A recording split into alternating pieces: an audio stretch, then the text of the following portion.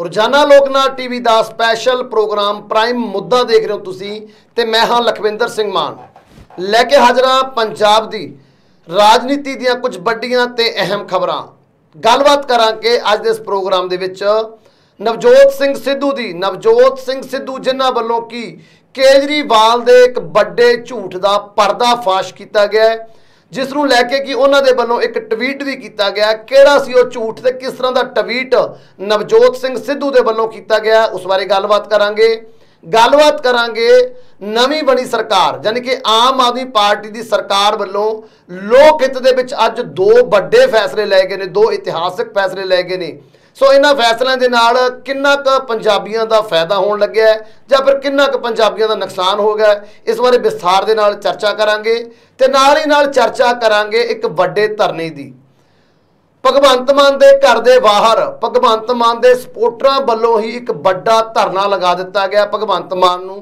बड़े पद्धर ते घेरन दी तैयारियां कीतियां गईयां ने उसदे ही सपोर्टरां वालों आखिर ये धरना लगाया क्यों गया असल मामला की है सो इस पूरे मामले पर विस्तार के नाल चर्चा करने लिए मेरे नाल जुड़े हुए ने मेरे सीनियर सहयोगी अवतार सिंह गिल साहब सब तो पहला करांगे प्राइम मुद्दा विच उन्हां दा स्वागत गिल साहब स्वागत है जी प्राइम मुद्दा दे विच धन्यवाद लखविंदर जी सो गिल साहब गल करिए जेकर अज की पंजाब की राजनीति की दो अहम फैसले हुए ने उन्होंने फैसलों के उपर जो कि अज आम आदमी पार्टी वालों पंजाब के लोक हित ले गए ने आपां उन्हां दे उपर चर्चा करिए लेकिन उस तो पहला गलबात करांगे सी अरविंद केजरीवाल की अरविंद केजरीवाल जिहड़े कि हिमाचल दौरे उपर सी उत्थे भी उन्हां वल्लों लच्छेदार भाषण दिते गए ने उत्थे भी हिमाचल के लोगों नूं भरमाउण दी कोशिश की गई है सो उन्होंने उत्थे भी दिल्ली मॉडल की गल की है भी दिल्ली दे विच किस तरह के नाल आम आदमी पार्टी की सरकार ने दिल्ली नूं स्वर्ग बनाता सो लेकिन इस दे उपर इस भाषण तो बाद नवजोत सिंह सिद्धू दे वल्लों एक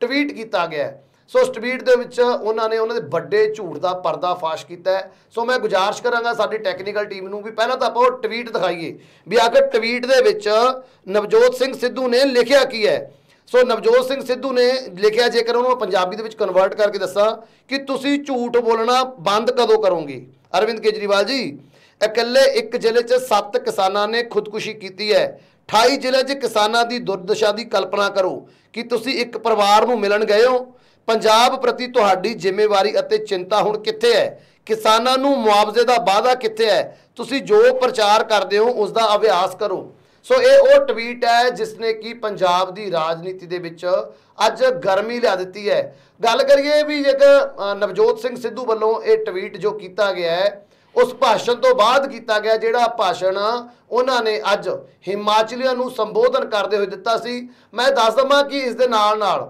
नवजोत सिंह सिद्धू दे वल्लों एक वीडियो भी शेयर की गई जिस दे विच उन्हां दा ओह भाषण दिखाया गया है जिस दे विच ओह अपनी दूसरी फेरी दौरान जदों इलैक्शन तो पहला दूसरी बार पंजाब परते सी तां ओह कहंदे हुए नज़र आए सी कि फरवरी दे विच वोटां ने मार्च दे विच रिजल्ट आ जाना है सरकार बन जानी है आम आदमी पार्टी की 1 अप्रैल तो बाद पंजाब दे विच कोई भी किसान खुदकुशी नहीं करेगा सो क्योंकि हुण तक उन्होंने कहा भी पिछलियां सरकारां दे वल्लों जिम्मेवारी नहीं उट्टी गई सी इन्हां किसानां दी असीं जिम्मेवारी उट्टांगे सो असीं 1 अप्रैल तो बाद पंजाब दे विच किसी भी किसान नूं खुदकुशी के लिए मजबूर नहीं होने देवांगे कर्ज़ियां की गल की सी कि कर्जे माफ़ किए जाएंगे सो इस वीडियो को लैके उन्होंने टैग भी की है वीडियो ट्वीट किया भी एक जिले के विच तो जिला भी किहड़ा जिहड़ा कि सीएम साहब का जिला है जिथे कि सीएम साहब का पिंड है उस जिले की गल की है भी उत्थे एक जिले के विच 7 किसानां दे वल्लों 1 अप्रैल तो हुण तक खुदकुशी कर ली गई है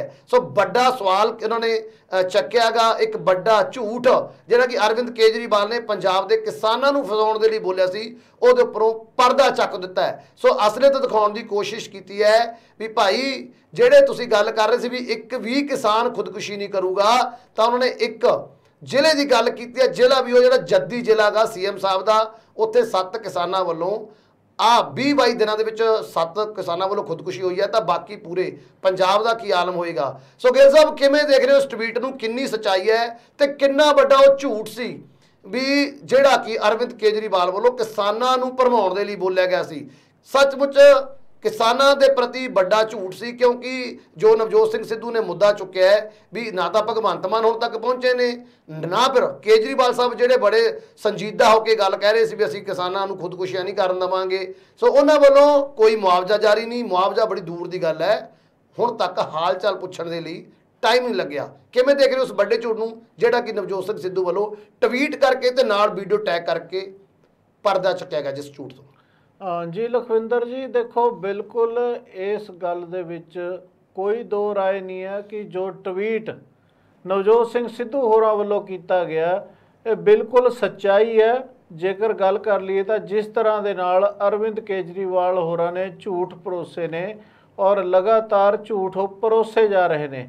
ਅੱਜ ਅਗਰ ਹਿਮਾਚਲ ਦੀ ਗੱਲ ਕਰ ਲਈਏ ਤਾਂ ਉੱਥੇ ਵੀ ਜਿਹੜੇ ਸਕੂਲੀ ਸਿੱਖਿਆ ਹੈਗੀ ਹੈ, ਸਿਹਤ ਸੇਵਾਵਾਂ ਹੈਗੀਆਂ ਜਾਂ ਫਿਰ ਐਗਰੀਕਲਚਰ ਦੇ ਨਾਲ ਸੰਬੰਧਿਤ ਸੇਵਾਵਾਂ ਹੈਗੀਆਂ, ਉਹਨਾਂ ਦੀ ਗੱਲ ਕੀਤੀ ਜਾ ਰਹੀ ਹੈ। ਜਾਂ ਫਿਰ ਗੱਲ ਕੀਤੀ ਜਾ ਰਹੀ ਹੈ ਜਿਹੜੀ ਬਿਜਲੀ ਮਾਫੀ ਦਾ ਮਸਲਾ ਹੈਗਾ। ਪੰਜਾਬ ਦੇ ਵਿੱਚ ਜਿਹੜੇ ਬੋਰਡ ਲੱਗੇ ਨੇ ਕਿ ਸਾਰੇ ਪੰਜਾਬੀਆਂ ਨੂੰ ਵਧਾਈਆਂ, 1 ਜੁਲਾਈ ਤੋਂ ਸਭ ਦੀ ਬਿਜਲੀ ਘਰ ਘਰ ਫ੍ਰੀ, ਇਹ ਫੋਟੋਆਂ ਤੱਕ ਉੱਥੇ ਦਿਖਾਈਆਂ ਜਾ ਰਹੀਆਂ ਨੇ, ਗੁੰਮਰਾਹ ਕੀਤਾ ਜਾ ਰਿਹਾ।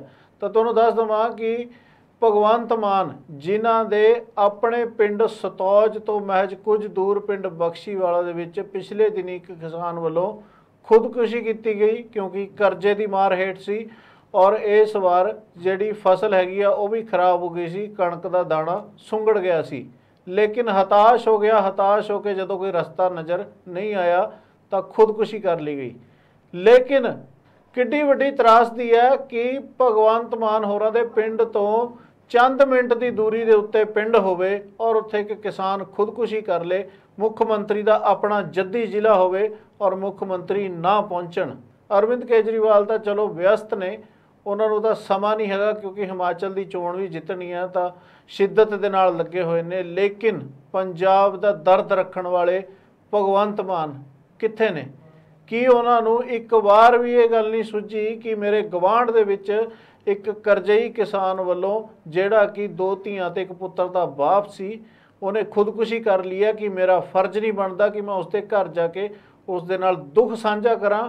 ਚਲੋ ਕਰਜ਼ਾ ਮਾफ़ ਕਰਨਾ ਦੂਰ ਦੀ ਗੱਲ, ਕਿਉਂਕਿ ਪਹਿਲਾਂ ਇਹਨਾਂ ਵੱਲੋਂ ਕਿਹਾ ਗਿਆ ਸੀ ਕਿ ਜਿਹੜਾ ਕਰਜ਼ਾ ਬਿਲਕੁਲ ਮਾफ़ ਕੀਤਾ ਜਾਊਗਾ, 1 ਅਪ੍ਰੈਲ ਤੋਂ ਬਾਅਦ ਕੋਈ ਵੀ ਕਿਸਾਨ ਪੰਜਾਬ ਦੇ ਵਿੱਚ ਖੁਦਕੁਸ਼ੀ ਨਹੀਂ ਕਰੂਗਾ। ਲੇਕਿਨ ਉਸ ਤੋਂ ਬਾਅਦ 7 ਖੁਦਕੁਸ਼ੀਆਂ, ਇੱਕ ਤੋਂ ਬਾਅਦ ਇੱਕ ਕਿਸਾਨ ਜੋ ਕਿ ਕਰਜ਼ੇ ਦੀ ਮਾਰ ਹੇਠ ਨੇ ਔਰ ਇਸ ਵਾਰ ਜਿਹੜੀ ਫਸਲ ਖਰਾਬ ਹੋਈ ਹੈ ਉਸ ਨੂੰ ਲੈ ਕੇ ਨਾਮੋਸ਼ ਉਹਨਾਂ ਵੱਲੋਂ ਇੱਕ ਤੋਂ ਬਾਅਦ ਇੱਕ ਖੁਦਕੁਸ਼ੀ ਕੀਤੀ ਜਾਂਦੀ ਹੈ।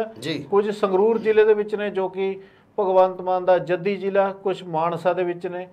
ਤਾਂ ਇਹਨਾਂ ਕਿਸਾਨਾਂ ਦੇ ਕਿਸੇ ਵੀ ਕਿਸਾਨ ਦੇ ਘਰ ਨਾ ਤਾਂ ਕੋਈ ਆਮ ਆਦਮੀ ਪਾਰਟੀ ਦਾ ਸਥਾਨਕ MLA, ਨਾ ਮੁੱਖ ਮੰਤਰੀ ਭਗਵੰਤ ਮਾਨ, ਜਦ ਕਿ ਫਰਜ਼ ਤਾਂ ਮੁੱਖ ਮੰਤਰੀ ਦਾ ਬਣਦਾ ਹੁੰਦਾ ਕਿ ਆਖਰ ਅਜਿਹੀ ਘਟਨਾ ਵਾਪਰ ਜੇ, ਐਡੀਆਂ ਵੱਡੀਆਂ ਘਟਨਾਵਾਂ ਹੋ ਜਾਣ ਕਿ ਕਿਸਾਨ ਜਿਨ੍ਹਾਂ ਦੇ ਸਿਰ ਤੇ ਅਸੀਂ ਸਰਕਾਰ ਬਣਾਈ ਹੈ, ਜਿਨ੍ਹਾਂ ਦੇ ਸਿਰ ਦੇ ਉੱਤੇ ਸੂਬੇ ਦੀ ਅਰਥ ਵਿਵਸਥਾ ਚੱਲਦੀ ਹੈ, ਉਹ ਖੁਦਕੁਸ਼ੀ ਕਰ ਜੇ ਔਰ ਸੂਬੇ ਦਾ ਮੁੱਖ ਮੰਤਰੀ ਨਾ ਪਹੁੰਚੇ ਤਾਂ ਵੱਡੀ ਤਰਾਸਦੀ ਨਹੀਂ ਕਹਾਂਗੇ ਤਾਂ ਹੋਰ ਕੀ ਕਹਾਂਗੇ।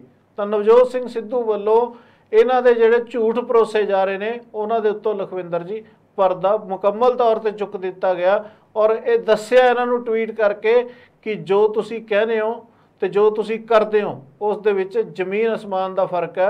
ਔਰ ਕੇਜਰੀਵਾਲ ਲਗਾਤਾਰ ਝੂਠ ਦੇ ਨਾਲ ਆਪਣੀ ਰਾਜਨੀਤੀ ਹੈ ਜਿਹੜੀ ਉਹ ਚਮਕਾਉਣ ਦੇ ਵਿੱਚ ਲੱਗੇ ਹੋਏ ਨੇ। ਲੋਕਾਂ ਨੂੰ ਪਹਿਲਾਂ ਪੰਜਾਬ ਦੇ ਵਿੱਚ ਗੁੰਮਰਾਹ ਕੀਤਾ ਗਿਆ, ਹੁਣ ਹਿਮਾਚਲ ਦੇ ਵਿੱਚ ਗੁੰਮਰਾਹ ਕੀਤਾ ਜਾ ਰਿਹਾ।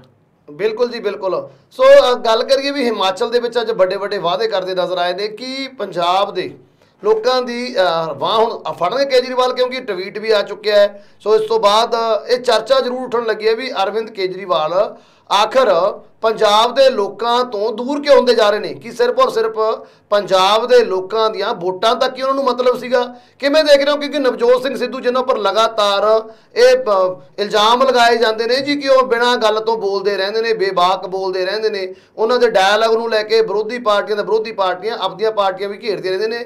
ਲੇਕਿਨ ਇੱਕ ਵਾਰ ਫਿਰ ਤੋਂ ਅਸੀਂ ਪੁੱਛਾਂਗੇ ਉਹ ਲੋਕਾਂ ਨੂੰ ਜਿਹੜੇ ਨਵਜੋਤ ਸਿੰਘ ਸਿੱਧੂ ਦੇ ਸਵਾਲ ਚੁੱਕਦੇ ਨੇ ਵੀ ਆਖਰ ਉਹਨਾਂ ਵੱਲੋਂ ਇਹ ਸਵਾਲ ਕਿਉਂ ਨਹੀਂ ਚੁੱਕੇ ਜਾ ਰਹੇ, ਉਹ ਕਿਵੇਂ ਦੇਖ ਰਹੇ ਹੋ? ਪਰ ਭਗਵੰਤ ਮਾਨ ਦੀ ਜਿਵੇਂ ਗੱਲ ਕਰੀਏ, ਕੇਜਰੀਵਾਲ ਤਾਂ ਚਲੋ ਬਣਦਾ ਜੀ ਦੂਜੇ CM ਸੀਗੇ, ਉਹਨਾਂ ਦਾ ਕੰਮ ਸਿਰਫ ਔਰ ਸਿਰਫ ਲੱਛੇਦਾਰ ਭਾਸ਼ਣਾਂ ਦੇ ਨਾਲ ਵੋਟਾਂ ਲੈਣ ਸੀ, ਲੈ ਕੇ ਚਲੇ ਗਏ। ਲੇਕਿਨ ਮੌਨ ਨੇ ਭਗਵੰਤ ਮਾਨ, ਕੀ ਕਾਰਨ ਹੈ ਵੀ ਉਹ ਇਸ ਇੱਕ ਵੀ ਮੌਤ ਉੱਪਰ ਨਹੀਂ ਬੋਲ ਸਕੇ, ਮੁਆਵਜ਼ਾ ਨਹੀਂ ਦੇ ਸਕੇ, ਆਖਰ ਕਾਰਨ ਕੀ ਨੇ? ਉਹ ਭਗਵੰਤ ਮਾਨ ਜਿਹੜੇ ਕਿਸਾਨਾਂ ਦੇ ਨਾਲ ਕਿਸੇ ਟਾਈਮ ਲੱਗੀ ਹੋਈ ਖੇਤਾਂ ਦੇ ਵਿੱਚ ਅੱਗਾਂ ਨੂੰ ਬੁਝਾਉਂਦੇ ਨਜ਼ਰ ਆਉਂਦੇ ਸੀਗੇ, ਕਿਸਾਨਾਂ ਦੇ ਹਿਤੈਸ਼ੀ ਬਣਦੇ ਹੋਏ ਨਜ਼ਰ ਆਉਂਦੇ ਸੀਗੇ, ਕਿਸਾਨਾਂ ਦੇ ਦੁੱਖਾਂ ਦੀ ਗੱਲ ਕਰਦੇ ਸੀਗੇ, ਆਖਰ ਉਹ ਮੌਨ ਕਿਉਂ ਨੇਗੇ? ਕੇਜਰੀਵਾਲ ਦੇ ਇਸ ਬਿਆਨ ਤੋਂ ਬਾਅਦ ਵੀ ਜਿਵੇਂ ਕਿ ਉਹਨਾਂ ਨੇ ਦਿਖਾਇਆ ਸੀ ਲੱਛੇਦਾਰ ਭਾਸ਼ਣ ਸੀ, ਆਖਰ ਉਹਨਾਂ ਦੀ ਮੌਨ ਦਾ ਕਾਰਨ ਕੀ ਹੈ ਜੀ? ਕਿਉਂ ਨਹੀਂ ਬੋਲ ਰਹੇ ਕਿਸਾਨਾਂ ਦੇ ਹੱਕ ਦੇ ਵਿੱਚ? ਹੁਣ ਉਹ ਭਗਵੰਤ ਮਾਨ ਜਿਹੜੇ ਲਗਾਤਾਰ ਪਹਿਲਾਂ ਪਾਰਟੀਆਂ ਨੂੰ ਟਾਰਗੇਟ ਕਰਦੇ ਸੀ ਕਿਸਾਨਾਂ ਨੂੰ ਲੈ ਕੇ, ਕਿਸਾਨਾਂ ਦੇ ਦੁੱਖਾਂ ਨੂੰ ਲੈ ਕੇ, ਕਿਉਂ ਮੌਨ ਨੇ? ਲਖਵਿੰਦਰ ਜੀ, ਅਸਲ ਦੇ ਵਿੱਚ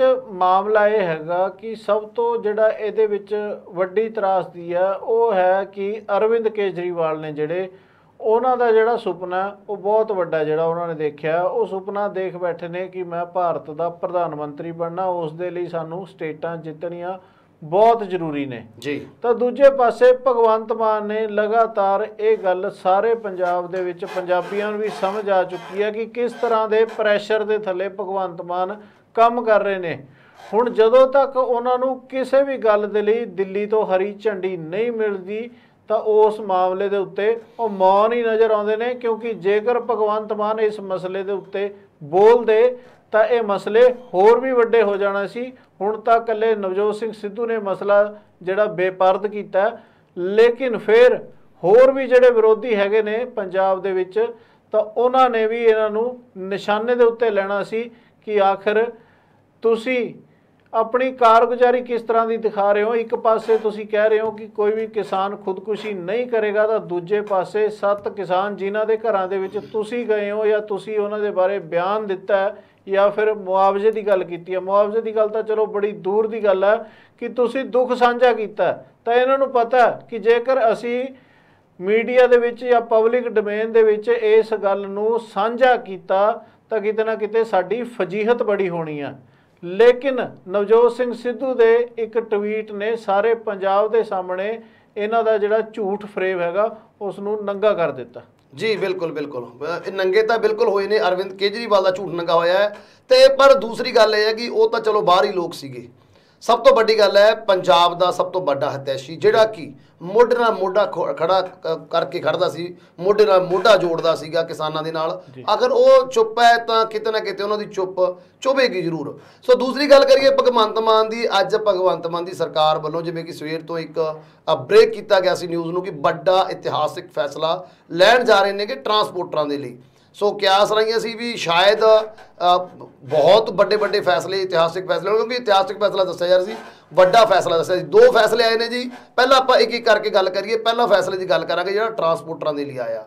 ਸੋ ਟਰਾਂਸਪੋਰਟਰਾਂ ਨੂੰ ਉਹਨਾਂ ਨੇ ਇੱਕ ਰਾਹਤ ਦਿੱਤੀ ਹੈ ਵੀ ਹੁਣ ਆਉਣ ਵਾਲੇ ਅਗਲੇ 3 ਮਹੀਨਿਆਂ ਦੇ ਵਿੱਚ 24 ਅਪ੍ਰੈਲ ਤੋਂ ਲੈ ਕੇ 3 ਮਹੀਨਿਆਂ ਦੇ ਵਿੱਚ ਜਿਨ੍ਹਾਂ ਦੇ ਵੱਲੋਂ ਅਜੇ ਤੱਕ ਕਰੋਨਾ ਮਹਾਮਾਰੀ ਦੌਰਾਨ ਟੈਕਸ ਨਹੀਂ ਭਰੇ ਗਏ ਸੀ ਆਪਣੇ ਗੱਡੀਆਂ ਦੇ, ਆਪਣੇ ਟੈਂਪੂਆਂ ਦੇ, ਆਪਣੇ ਆਟੋਆਂ ਦੇ, ਉਹਨਾਂ ਨੂੰ ਇੱਕ ਵੱਡੀ ਰਾਹਤ ਦਿੱਤੀ ਵੀ ਅਗਲੇ 3 ਮਹੀਨਿਆਂ ਦੇ ਵਿੱਚ ਉਹ ਟੈਕਸ ਪੇ ਕਰ ਸਕਦੇ ਨੇ ਤੇ ਕਿਸੇ ਵੀ ਤਰ੍ਹਾਂ ਦਾ ਜੁਰਮਾਨਾ ਉਹਨਾਂ ਤੋਂ ਨਹੀਂ ਵਸੂਲਿਆ ਜਾਏਗਾ। ਸੋ ਕਿਵੇਂ ਦੇਖ ਰਹੇ ਹੋ ਕਿੰਨੀ ਵੱਡੀ ਰਾਹਤ ਹੈਗੀ ਉਹਨਾਂ ਟਰਾਂਸਪੋਰਟਰਾਂ ਨੂੰ ਜਿਹੜੇ ਕਹਿ ਰਹੇ ਸੀ ਕਿ ਕਰੋਨਾ ਕਾਲ ਦੇ ਦੌਰਾਨ ਸਾਡੀ ਟਰਾਂਸਪੋਰਟ ਬਿਲਕੁਲ ਖਤਮ ਹੋ ਚੁੱਕੀ, ਖਾਸ ਤੌਰ ਤੇ ਛੋਟੇ ਕੈਬ ਡਰਾਈਵਰ, ਟੈਕਸੀ ਡਰਾਈਵਰ ਜਾਂ ਫਿਰ ਆਟੋ ਚਾਲਕ। ਕਿੰਨੀ ਵੱਡੀ ਰਾਹਤ ਦੇਖ ਰਹੇ ਹੋ ਉਹਨਾਂ ਦੇ ਲਈ?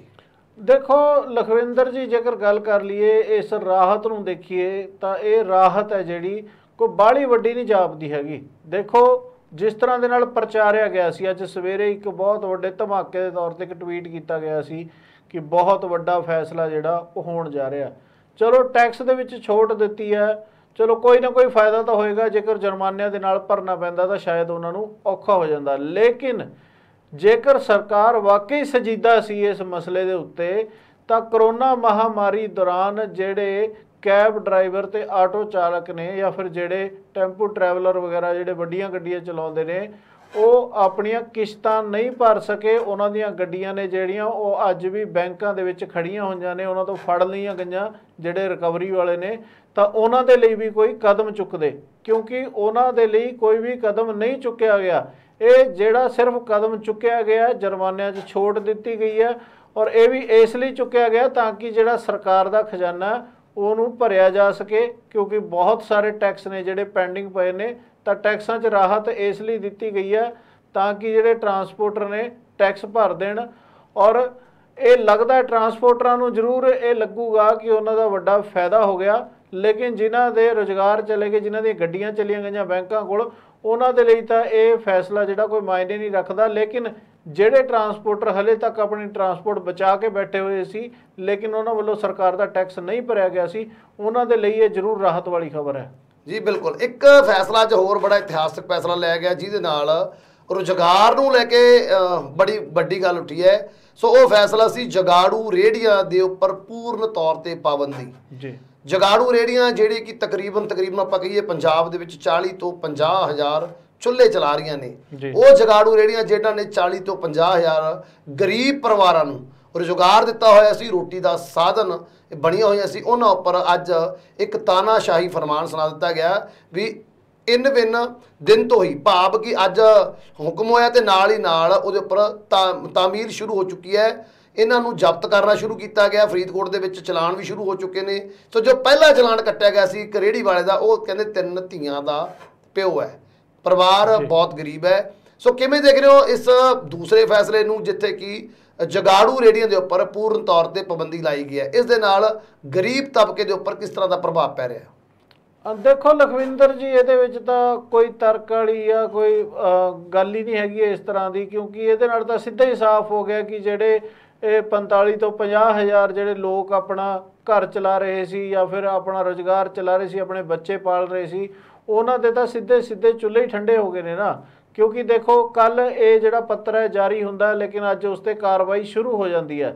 ਤਾਂ ਇੱਕ ਪਾਸੇ ਤਾਂ ਰਾਹਤ ਦੀ ਗੱਲ ਕੀਤੀ ਜਾ ਰਹੀ ਹੈ, ਤਾਂ ਦੂਜੇ ਪਾਸੇ ਜਿਹੜੇ ਲੋਕ ਕਿਸੇ ਸਮੇਂ ਦੇ ਵਿੱਚ ਚੋਣਾਂ ਤੋਂ ਪਹਿਲਾਂ, ਇਹ ਗਰੀਬ ਤਬਕਾ, ਇਹੀ ਲੋਕ ਆਪਣੀਆਂ ਇਹਨਾਂ ਹੀ ਰੇਹੜੀਆਂ ਦੇ ਉੱਤੇ ਆਮ ਆਦਮੀ ਪਾਰਟੀ ਦੇ ਝੰਡੇ ਲਾ ਕੇ ਪ੍ਰਚਾਰ ਕਰਦੇ ਨਜ਼ਰ ਆਏ ਸੀ। ਆਮ ਆਦਮੀ ਪਾਰਟੀ ਨੂੰ ਇਹਨਾਂ ਨੇ ਆਪਣੀ ਵੱਡੀ ਸਪੋਰਟ ਦਿੱਤੀ, ਲੇਕਿਨ ਅੱਜ ਆਮ ਆਦਮੀ ਪਾਰਟੀ ਨੇ ਹੀ ਉਹਨਾਂ ਦੇ ਜਿਹੜੇ ਚੁੱਲ੍ਹੇ ਨੇ ਉਹ ਮੁੱਦੇ ਮਾਰ ਦਿੱਤੇ ਨੇ। ਤਾਂ ਕਿਸੇ ਦੇ ਬੱਚੇ ਬਿਮਾਰ ਨੇ, ਕਿਸੇ ਦੀ ਮਾਂ ਬਿਮਾਰ ਹੈ, ਕਿਸੇ ਨੇ ਰਾਸ਼ਨ ਲੈ ਕੇ ਜਾਣਾ, ਇਹ ਉਹ ਲੋਕ ਨੇ ਜਿਹੜੇ ਰੋਜ਼ ਕਮਾਉਂਦੇ ਨੇ ਤੇ ਰੋਜ਼ ਹੀ ਖਾਂਦੇ ਨੇ, ਰੋਜ਼ ਇਹ ਕਮਾ ਕੇ ਲੈ ਕੇ ਜਾਂਦੇ ਨੇ, ਉਸ ਤੋਂ ਬਾਅਦ ਇਹਨਾਂ ਦੇ ਘਰ ਰੋਟੀ ਪੱਕਦੀ ਹੈ। ਤਾਂ ਇਹ ਇੱਕ ਤਰ੍ਹਾਂ ਦੇ ਨਾਲ ਕਹਿ ਸਕਦੇ ਹਾਂ ਕਿ ਨਾਦਰਸ਼ਾਹੀ ਫਰਮਾਨ ਹੀ ਕਿਹਾ ਜਾ ਸਕਦਾ ਹੈ ਕਿ ਜਿਹੜੇ ਗਰੀਬ ਨੇ ਉਹਨਾਂ ਦੇ ਚੁੱਲ੍ਹੇ ਇਸ ਤਰ੍ਹਾਂ ਦੇ ਨਾਲ ਠੰਡੇ ਕਰਤੇ ਨੇ ਮਾਨ ਸਰਕਾਰ ਨੇ। ਤਾਂ ਕਿਤੇ ਨਾ ਕਿਤੇ ਇਹ ਉਹੀ ਲੋਕ ਨੇ ਜਿਨ੍ਹਾਂ ਨੇ ਵੱਡੀ ਸਪੋਰਟ ਹੈ ਜਿਹੜੀ ਮਾਨ ਸਰਕਾਰ ਦੀ ਕੀਤੀ ਸੀ। ਜੀ ਬਿਲਕੁਲ ਬਿਲਕੁਲ, ਜੋ ਮਾਨ ਸਰਕਾਰ ਦੇ ਸਪੋਰਟਰ ਸੀਗੇ, ਅੱਜ ਉਹਨਾਂ ਦੇ ਲਈ ਇੱਕ ਨਾਦਰਸ਼ਾਹੀ ਫਰਮਾਨ ਸੁਣਾਇਆ ਗਿਆ ਸੀ। ਸੋ ਤਕਰੀਬਨ ਗਿੱਲ ਸਾਹਿਬ ਕਹਿ ਸਕਦੇ 40 ਤੋਂ 50 ਹਜ਼ਾਰ ਚੁੱਲ੍ਹਿਆਂ ਦੇ ਵਿੱਚ ਪਾਣੀ ਪਾ ਦਿੱਤਾ ਗਿਆ ਅੱਜ। ਜੀ ਬਿਲਕੁਲ ਬਿਲਕੁਲ, ਜੇ ਗੱਲ ਕਰ ਲਈਏ ਇਕੱਲੇ ਸੰਗਰੂਰ ਦੀ ਗੱਲ ਕਰ ਲਈਏ, 6 ਤੋਂ 7 ਹਜ਼ਾਰ ਰੇਹੜੀ ਸੰਗਰੂਰ ਦੇ ਵਿੱਚ 6 ਤੋਂ 700 ਸਰ, ਸ਼ਾਇਦ ਤੁਸੀਂ 1000 ਬੋਲ ਗਏ ਹੋ।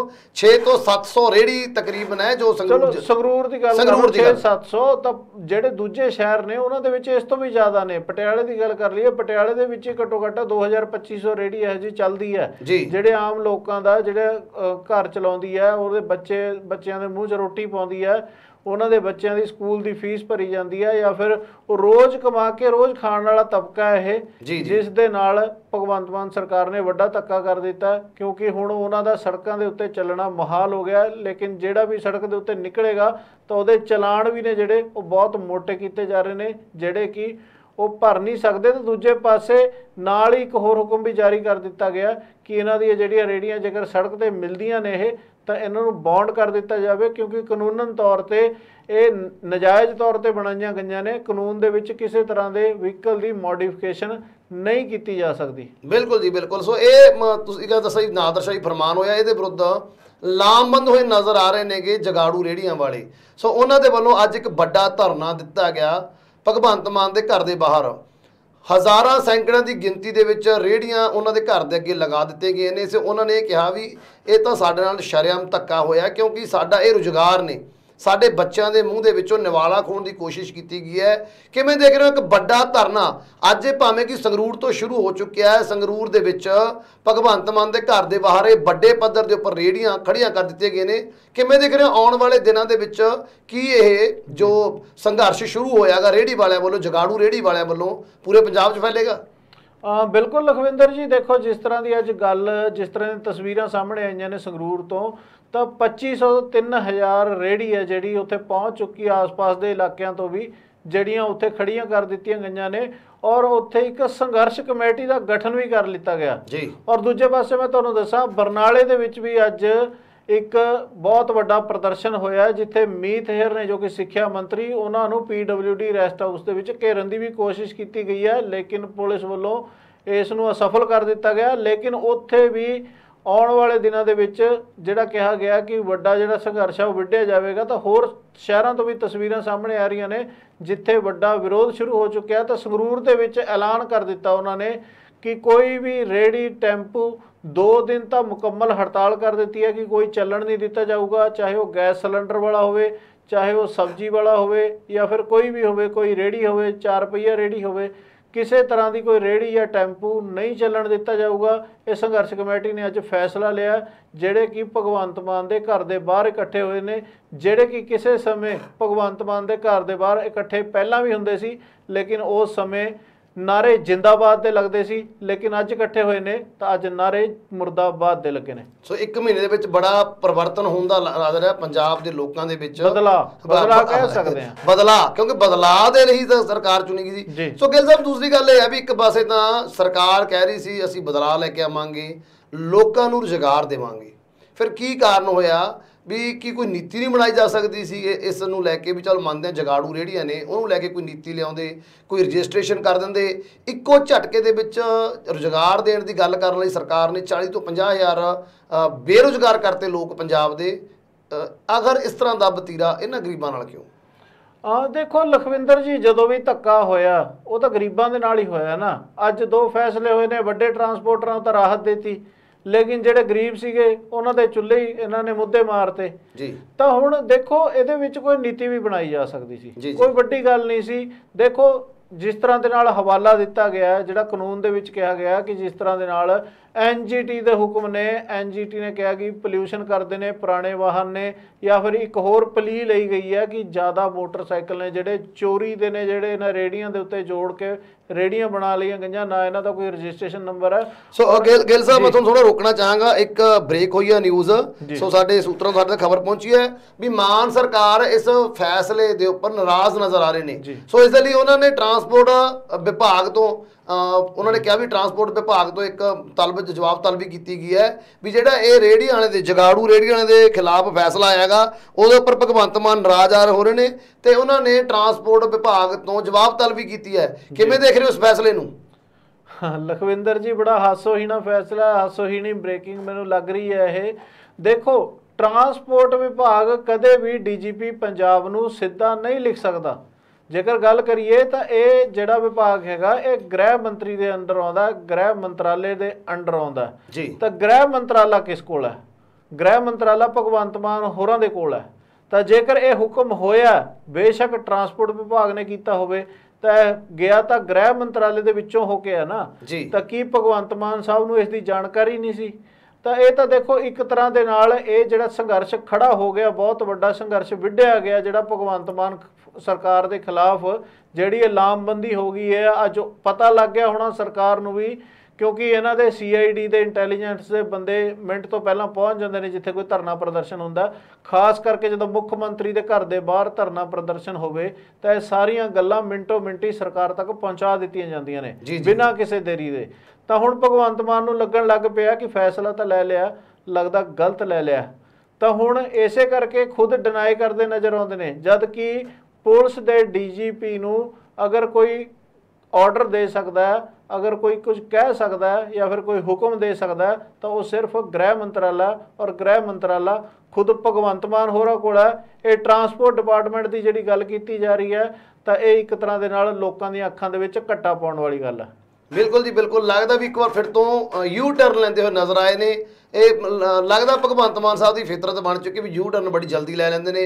ਜਿਵੇਂ ਕਿ ਤੁਸੀਂ ਐਕਸਪਲੇਨ ਕੀਤਾ ਵੀ ਇਹ ਗ੍ਰਹਿ ਮੰਤਰਾਲੇ ਵੱਲੋਂ ਲਿਖਿਆ ਗਿਆ ਸੀ ਲੈਟਰ, DGP ਨੂੰ ਜੋ ਹੁਕਮ ਸੀ, DGP ਨੇ ਤੁਰੰਤ ਪ੍ਰਭਾਵ ਦੇ ਨਾਲ SSP ਨੂੰ ਲਿਖੇ ਤੇ SSP ਨੇ ਅੱਗੇ ਇਹ ਤਾਮੀਲ ਵੀ ਸ਼ੁਰੂ ਕਰ ਦਿੱਤੀ ਸੀ। ਅੱਜ ਜਿਵੇਂ ਕਿ ਦੱਸਿਆ ਗਿਆ ਫਰੀਦਕੋਟ ਦੇ ਵਿੱਚ ਰੇਹੜੀ ਵਾਲਿਆਂ ਦੇ, ਜਗਾੜੂ ਰੇਹੜੀ ਵਾਲਿਆਂ ਦੇ ਚਲਾਨ ਵੀ ਕੱਟੇ ਗਏ ਨੇ। ਸੋ ਯੂ ਟਰਨ ਇੱਕ ਵਾਰ ਫਿਰ ਤੋਂ ਲੈਤਾ ਗਿਆ ਭਗਵੰਤ ਮਾਨ ਜੀ। ਤੁਸੀਂ ਕਾਰਵਾਈ ਦੇਖੋ, ਕਾਰਵਾਈ ਕਿੰਨੀ ਮਤਲਬ ਕਿ ਤੇਜ਼ੀ ਦੇ ਨਾਲ ਸ਼ੁਰੂ ਕੀਤੀ ਗਈ ਹੈ ਜੀ। ਕੱਲ ਚਿੱਠੀ ਜਾਰੀ ਹੁੰਦੀ ਹੈ, SSP DGP ਸਾਹਿਬ ਕੋਲ ਪਹੁੰਚਦੀ ਹੈ, ਨਾਲ ਦੀ ਨਾਲ SSP ਸੰਬੰਧਿਤ ਜ਼ਿਲ੍ਹਿਆਂ ਦੇ SSP ਨੂੰ ਲਿਖਿਆ ਜਾਂਦਾ ਔਰ ਅੱਜ ਕਾਰਵਾਈ ਵੀ ਸ਼ੁਰੂ ਹੋ ਜਾਂਦੀ ਹੈ। ਤਾਂ ਦੇਖਣ ਵਾਲੀ ਗੱਲ ਇਹ ਹੈ ਕਿ ਜਿੱਥੇ ਕਾਰਵਾਈ ਹੋਣੀ ਚਾਹੀਦੀ ਹੈ ਉੱਥੇ ਤਾਂ ਕਾਰਵਾਈ ਹੁੰਦੀ ਨਹੀਂ। ਜਿਹੜੇ ਮਾਮਲਿਆਂ ਦੇ ਉੱਤੇ ਕਾਰਵਾਈ ਦੀ ਲੋਕ ਮੰਗ ਕਰ ਰਹੇ ਨੇ ਉੱਥੇ ਕਾਰਵਾਈ ਨਹੀਂ ਹੁੰਦੀ, ਲੇਕਿਨ ਇਸ ਮਾਮਲੇ ਦੇ ਵਿੱਚ ਕਾਰਵਾਈ ਤੁਰੰਤ ਹੀ ਸ਼ੁਰੂ ਕਰ ਦਿੱਤੀ ਜਾਂਦੀ ਹੈ। ਜੀ ਬਿਲਕੁਲ ਬਿਲकुल। ਸੋ ਯੂ ਟਰਨ ਲੈ ਲਿਆ ਭਗਵੰਤ ਮਾਨ ਨੇ। ਕਾਰਵਾਈ ਤੁਸੀਂ ਗੱਲ ਕੀਤੀ ਬੜੀ ਛੇਤੀ ਦੇ ਨਾਲ ਡੀਜੀਪੀ ਵੱਲੋਂ ਵੀ ਜਾਂ ਪੁਲਿਸ ਵੱਲੋਂ ਵੀ ਕਾਰਵਾਈ ਬੜੀ ਜਲਦੀ ਤਾਮੀਲ ਹੋਈ ਸੀ ਇਸ ਫੈਸਲੇ ਦੀ। ਲੇਕਿਨ ਯੂ ਟਰਨ ਜਿਵੇਂ ਪਹਿਲਾਂ ਬਿਜਲੀ ਮੁੱਦੇ ਤੇ ਯੂ ਟਰਨ ਲਿਆ ਗਿਆ ਸੀ, ਇੱਥੇ ਵੀ ਕੋਈ ਯੂ ਟਰਨ ਲੈਂਦੇ ਹੋਈ ਨਜ਼ਰ ਆਈ ਹੈ ਆਮ ਆਦਮੀ ਪਾਰਟੀ ਦੀ ਸਰਕਾਰ। ਸੋ ਗਿੱਲ ਸਾਹਿਬ ਤੁਸੀਂ ਇਹਨਾਂ ਖਬਰਾਂ ਦੇ ਉੱਪਰ ਚਰਚਾ ਕਰਨ ਲਈ ਸਾਡੇ ਨਾਲ ਜੁੜੇ ਉਸ ਲਈ ਤੁਹਾਡਾ ਬਹੁਤ ਬਹੁਤ ਧੰਨਵਾਦ। ਧੰਨਵਾਦ ਲਖਵਿੰਦਰ ਜੀ। ਇਹ ਸਨ ਸਾਡੇ ਸੀਨੀਅਰ ਸਹਿਯੋਗੀ ਅਵਤਾਰ ਸਿੰਘ ਗਿੱਲ ਸਾਹਿਬ, ਜਿਨ੍ਹਾਂ ਨੇ ਪੰਜਾਬ ਦੀਆਂ ਅਹਿਮ ਖਬਰਾਂ ਦੇ ਉੱਪਰ ਇੱਕ ਵੱਡੇ ਝੂਠ ਦੀ ਗੱਲ ਕੀਤੀ ਹੈ, ਇੱਕ ਟਵੀਟ ਦੀ ਗੱਲ ਕੀਤੀ ਹੈ ਤੇ ਨਾਲ ਉਸ ਵੀਡੀਓ ਦੀ ਗੱਲ ਕੀਤੀ ਹੈ, ਭਗਵੰਤ ਮਾਨ ਦੀ ਮਨਸ਼ਾ ਤੇ ਭਗਵੰਤ ਮਾਨ ਦੀ ਮੌਨ ਦੀ ਗੱਲ ਕੀਤੀ ਹੈ। ਸੋ ਦਰਦ ਦੱਸਣ ਦੀ ਕੋਸ਼ਿਸ਼ ਕੀਤੀ ਹੈ ਵੀ ਆਖਰ ਕੇਜਰੀਵਾਲ ਦੇ ਦਿਲ ਦੇ ਵਿੱਚ ਪੰਜਾਬ ਦੇ ਲਈ, ਪੰਜਾਬੀਅਤ ਲਈ ਤੇ ਪੰਜਾਬ ਦੀ ਰੀੜ ਕਹੇ ਜਾਣ ਵਾਲੇ ਕਿਸਾਨਾਂ ਦੇ ਲਈ ਕਿੰਨਾ ਕੁ ਦਰਦ ਹੈ ਉਹ ਪਤਾ ਲੱਗ ਚੁੱਕਾ। ਜਿਹੜਾ ਕੇਜਰੀਵਾਲ ਇਹ ਕਹਿੰਦਾ ਸੀ ਵੀ 1 ਅਪ੍ਰੈਲ ਤੋਂ ਬਾਅਦ ਇੱਕ ਵੀ ਖੁਦਕੁਸ਼ੀ ਪੰਜਾਬ ਦੇ ਵਿੱਚ ਕਿਸਾਨ ਵੱਲੋਂ ਨਹੀਂ ਕੀਤੀ ਜਾਏਗੀ। ਸੋ ਜੱਦੀ ਜ਼ਿਲ੍ਹਾ ਸੀਐਮ ਦਾ ਉਹਦੇ ਵਿੱਚ ਹੀ 7 ਖੁਦਕੁਸ਼ੀਆਂ 20 ਤੋਂ 22 ਦਿਨਾਂ ਦੇ ਵਿੱਚ ਹੋਈਆਂ ਨੇ ਸਰਕਾਰ ਬਣਨ ਦੇ ਦੌਰਾਨ। ਸੋ ਇਹਨਾਂ ਦੇ ਉੱਪਰ ਵਿਸਥਾਰ ਦੇ ਨਾਲ ਚਰਚਾ ਕੀਤੀ ਗਈ। ਉਮੀਦ ਹੈ ਸਾਡੇ ਦਰਸ਼ਕਾਂ ਨੂੰ ਗਿੱਲ ਸਾਹਿਬ ਦੁਆਰਾ ਕੀਤੀ ਗਈ ਚਰਚਾ ਜ਼ਰੂਰ ਪਸੰਦ ਆਈ। ਤੁਹਾਨੂੰ ਚਰਚਾ ਕਿਵੇਂ ਲੱਗੀ ਸਾਨੂੰ ਕਮੈਂਟ ਕਰਕੇ ਜ਼ਰੂਰ ਦੱਸਿਓ। ਕੱਲ ਫਿਰ ਪ੍ਰਾਈਮ ਮੁੱਦਾ ਦੇ ਵਿੱਚ ਸਾਡੀ ਹੋਏਗੀ ਮੁਲਾਕਾਤ। ਉਦੋਂ ਤੱਕ ਸਾਨੂੰ ਦਿਓ ਇਜਾਜ਼ਤ। ਧੰਨਵਾਦ।